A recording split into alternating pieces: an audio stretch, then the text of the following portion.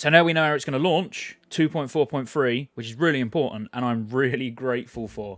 And you'll know why I'm grateful if you've seen any of my pre-raid BIS list videos, which they're all on the channel. Obviously, feel free to check them out.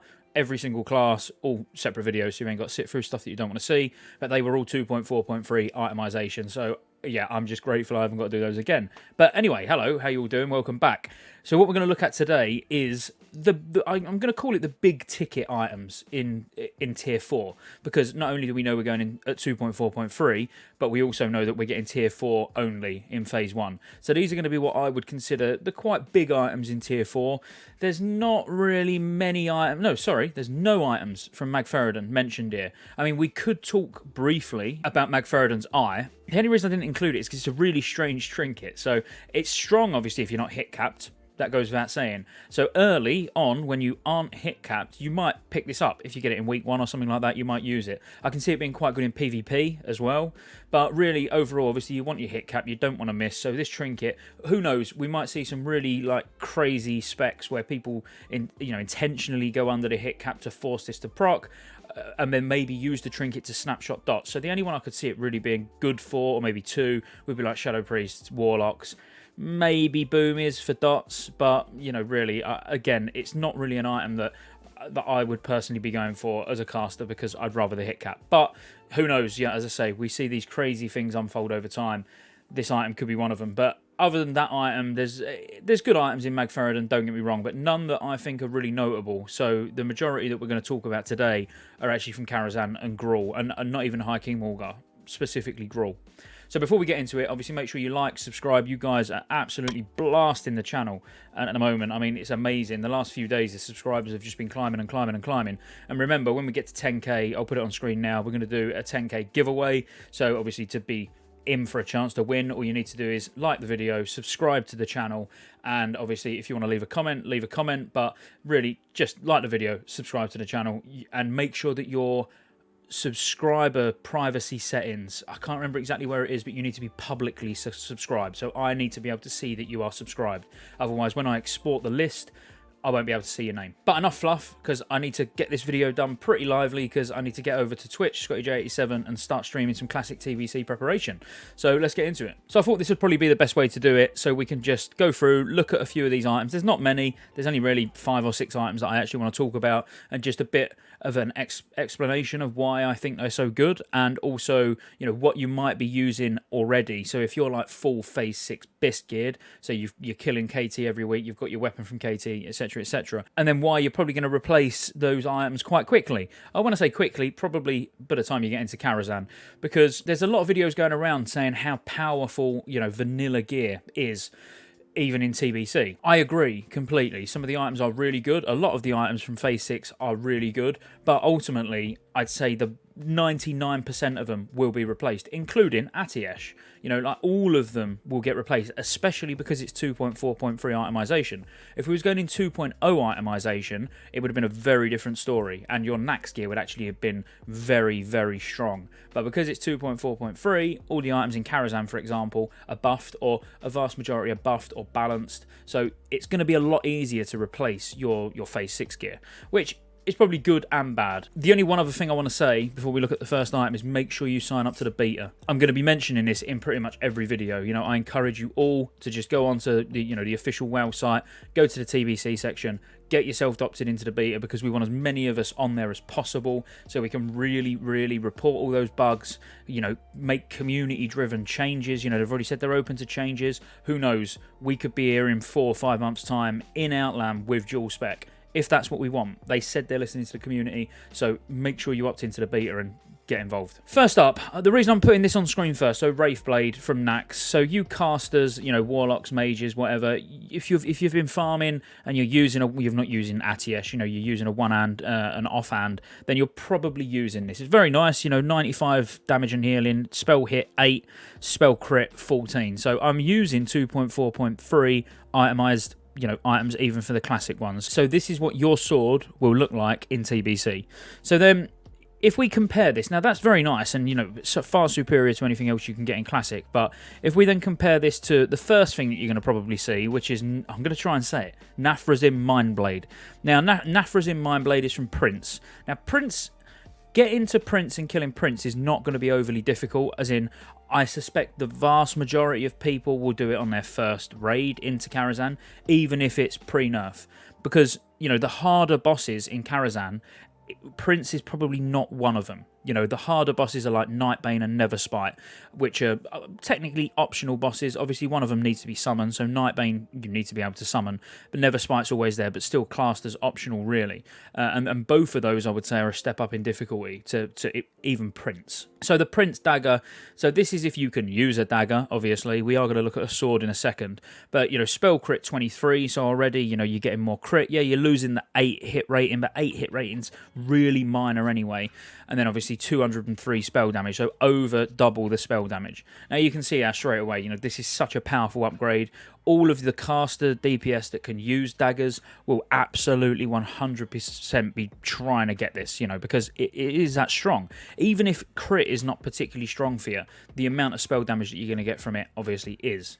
Now, also, I want to touch on this because a lot of people don't seem to be mentioning it, and especially now we know from Blizzard that we're going to be getting a lot of tuned bosses, maybe not tuned up, but certainly pre-nerf.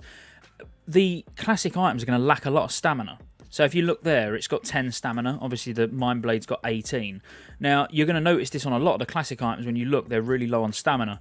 In TBC, so I'll use Neverspite as an example, because it's going to be probably one of the first, I would say, really AoE intensive fights that you're going to be doing. And by AoE, I mean as in healing, incoming AoE damage.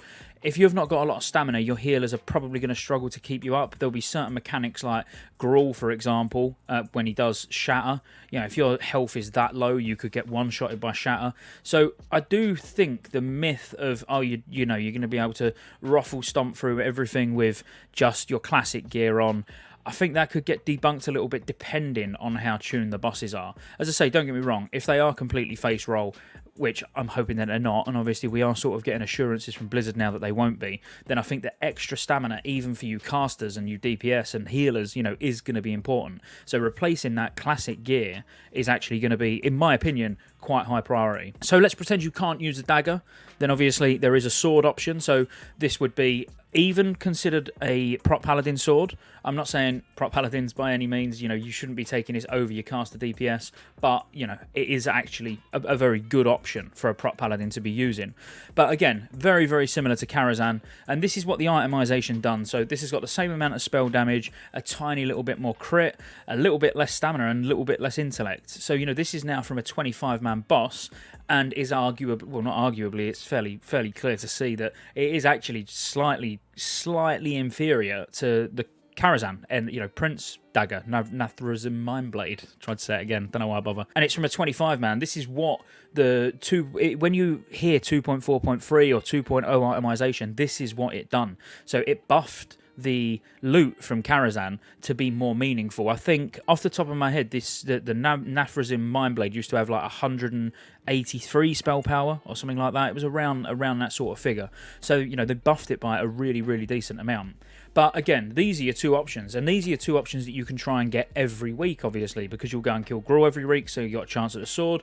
You'll kill Prince every week, so you got a chance at the dagger. I see that both of these items being in quite high demand. You know, these are going to have to be distributed with a decent loot system, because you're going to have a lot of people wanting these. Because you've got to remember, you're going to have a lot more casters in TBC, in your TBC raids, than you probably do at the moment in your classic raids. Going to keep it quite weapon orientated to begin with, because there is quite a few good weapons early on, and I want you to see the difference between the classic weapons and obviously the TBC weapons.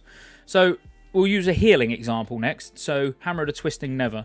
Now, when I say these are going to be in high demand, obviously you're going to have less healers than DPS. Obviously that goes without saying, but every single healer is going to want the next two options that I show you. Some will want possibly both, you know, as in because one of them comes before the next, and some will actually only want one of them. And it's fairly simple to see why. So Shard of the Virtuous, this is from Maiden. So very easy boss, very early boss in Karazhan. So you're basically going to get to Maiden probably in your first hour to an hour and a half, which, you know, I'm saying that generously. You know, you're taking your time in there. But let's compare it to the KT weapon. So 238 healing on the KT weapon with 8 mana per 5. This got 348. And alright, it's got 2 less mana per 5, but again, let's use those primary stats. 8 stamina versus 22 stamina, 11 intellect versus 20 intellect. You know, it's far superior. Even if it had the same healing power, it's still, you know, an increase in your player stats, if you like, as in your primary stats, which, as I say, I think are going to be quite important. But yeah, really nice. Over 100 spell power extra, just at the cost of 2 mana per 5, but you're getting the extra stamina and intellect. And as I say, this is a really early possible upgrade. You know, you could get this literally in your first hour and a half of being in Karazhan, and it drops, from my experience on private servers, quite frequently. It's not one of those items that you don't see very often, but the reason I wanted to include it in the big ticket items is because it's going to be well sought after. You know, these items that I'm showing you now are the ones what I'm not going to say are going to cause arguments or anything like that, but they're the ones where every healer is going to want this weapon to begin with. You know, every DPS caster is going to want that dagger or that sword that we were just talking about. So the other option is now from Prince. So a little further into the instance, you get Spirit on this instead of mana per 5, and you get more healing power. Now the reason I say, you know, I said at the start when we started looking at these healing weapons that, you know, some healers will want both, some will, you know, just get Shard of the Virtuous and stick with that. So I believe, you know, Resto Shamans, for example, would probably be happy just to keep Shard of the Virtuous because it's got mana per 5 on, and mana per 5 to them is really, really important, more important than Spirit. Whereas your Resto Druids, your Holy Priests, you know, they're definitely going to want Light's Justice for that Spirit, and it's got extra healing power. But as you can see, the difference, 382 versus 238 from Classic, you know, this is huge. And again, you're only going to have 2 healers in a 10-man, or the majority of 10-mans are only going to have 2 healers. So you never know, you could get lucky and both of your healers get a weapon in the first run, which obviously would be nice. But again, for me, the healing weapons, big ticket item, going to be every healer in your guild's going to want it. It's going to be fun. Then next up, I believe I went with a melee, so Gressel. Now, we've seen this go. You know, there's memes about it and everything. In GDKP runs, we've seen this go for ridiculous amounts of gold. I think we can all agree, ridiculous amounts of gold. Now, understandably why. You know, nice slow speed, nice high damage, you know, high top-end damage, high DPS, actual DPS, and 40 attack power. So really nice weapon. And you're probably thinking the 100k you spent on it, or 198k, I think was the record around that. You know, you're probably thinking it was well spent because it's going to last you in TBC for a while. Unfortunately, that's not the case. So you got Spike Blade, which same speed, higher bottom end, higher top end, higher DPS, obviously. More stamina, so it's got agility as well. So if you benefit from agility to attack power, you're going to get a bit more attack power. Plus, you're going to get crit from agility anyway. And attack power by 46. So you can see, if you was to say like DPS-wise, this is, you know, about a 20% damage increase just from the DPS. That's excluding the attack power and the agility. So really nice weapon. This drops from Neverspite, like I said, really what you would consider an optional boss in Karazhan, but it drops a lot of nice items. As I say, we can't look at everything. I'm going for the ones that, you know, all of your melee who can use a one-handed sword in their main hand, and it is one hand, but you're going to use it because it's slow, you're going to use it in your main hand, is going to want this. And it's pretty self-explanatory why, obviously. It is just a shame it does come from what I would consider one of the more mechanically challenging bosses in Karazhan. I'm not saying it's a hard fight. Nightbane is probably harder, but Neverspite is a lot more mechanically unfriendly. If you've got 1 or 2 people in the group who don't quite know what they're doing, you can have problems. If you've got 1 or 2 people on Nightbane not knowing what they're doing, they can follow other people and sort of make it happen. But if you've got people on Neverspite running into beams when they're not meant to be taking them, and fouling in void zones, and there's quite a lot going on, and it can be quite overwhelming for people who haven't done it before. So this one might take you a little bit longer to get, unfortunately, than like the healing weapons, for example, but still absolute solid big melee item. Now, the next ones. These, I'm not even comparing this with anything. Reason being, there's nothing really to compare it to, and there is only one class, in my opinion, early on that's going to want this, and that's the Elemental Shaman. But the reason I wanted to talk about it is because it's so big as an item. You know, for an Ellie Shaman, this is huge. And I can't compare it to anything from Classic because there's not been anything like this that is this good. So you gain an electrical charge each time you cause a damaging spell critical strike.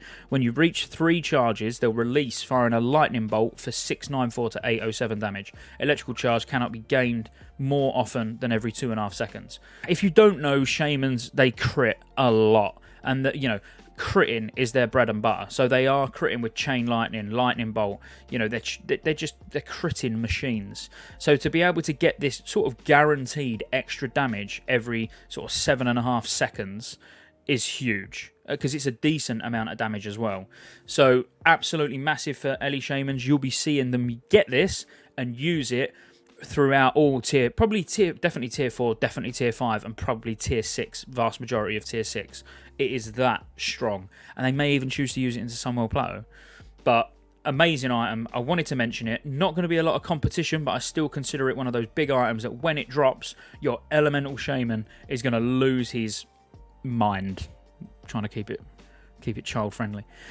So this then takes us, obviously, this is going to be the last item we talk about, but it is an absolute amazing item, and this may, I don't like saying things cause drama, but this may cause some drama because so many classes are going to want it, and it's so good. And you probably guessed it, Dragonspine Trophy, so DST for short, which it's known for. So when you see it in trade chat or whatever, you'll know this is DST. So increase your attack power by 40. That doesn't sound that much, really. When you compare it to like the Saffron trinkets, for example, or any of them in Classic. Some of them have actually got more attack power than this, but it's the equip. Your melee and ranged attacks have a chance to increase your haste rating by 325. Now, that's huge. There's going to be a lot of classes that want this. Enhancement Shamans, definitely. Hunters, definitely. And the reason I've mentioned both of those first is because they probably get the biggest benefit from it, in my opinion. It's really strong, though, for even Feral Druids, obviously Rogues, Warriors. It's quite literally really, really, really sick, no matter what class you're playing. As long as you benefit from attack power, this is a really, really good trinket. And the thing is, everybody's going to think that they get more benefit from it than the other person. Do you know what I mean? You'll have a really highly skilled feral DPS who will be like, well, yeah, but look, I top the damage meters without it. They'd have to be really skilled. They top the damage meters without it because the hunters might not be that great. They're going to want it. Yet it's still probably better on somebody else, which, we're going to do a big loot priority discussion to map out a really good loot council system, which we're going to use for our guild, but we want to do it and share it on YouTube. So if you agree with it as well, you'll be able to use the same sort of methodology, if you like, of how we're going to distribute loot. So if you're interested in that, obviously stay tuned. That will be coming soon. I mean, they're what I personally would consider some really big items. And I know, we've covered a weapon for pretty much each class. I appreciate there weren't a lot of tank loot in there. There is some really strong shields, and trinkets that would be worth talking about. I almost included Morrow's Lucky Pocket Watch, which I've spoke about numerous times on the channel because it's very nice. And I know a lot of tanks, specifically feral tanks, are going to want it. But I still don't consider it as impactful as some of these that we've just looked through. So I'm going to do this for tier 5, tier 6, obviously, but I'm going to do that when the game actually releases because we don't really need to worry too much about tier 5 and 6 now. You'll notice on the channel it's probably going to take a little bit of a turn. I'm not going to say a turn, but a bit more focused specifically on tier 4 now. And then I'll queue up loads of content basically for tier 5 when we know what the release schedule is going to be like. It's just I don't want to put content out there just for the sake of it when it's not relevant yet. We know what's going to be relevant is dungeons. So dungeons and heroic guides are definitely going to be coming. And then obviously, your professions, which I've already done, tier 4 content, which I've done. We need to stay focused on what's coming rather than what's coming in a year's time, which we're probably not bothered about at the moment. So again, if you haven't checked my pre-raid BIS lists, please check them out because you'll probably find them useful. Let me know in the comments what you think of these items. Let me know in the comments if you think I've left one off that you think is so big that I should have spoke about it, because there might be a part 2 to this if we get enough items together that I'm like, oh, actually, do you know what? You're right. I should have spoke about that. But until the next one, peace out, guys.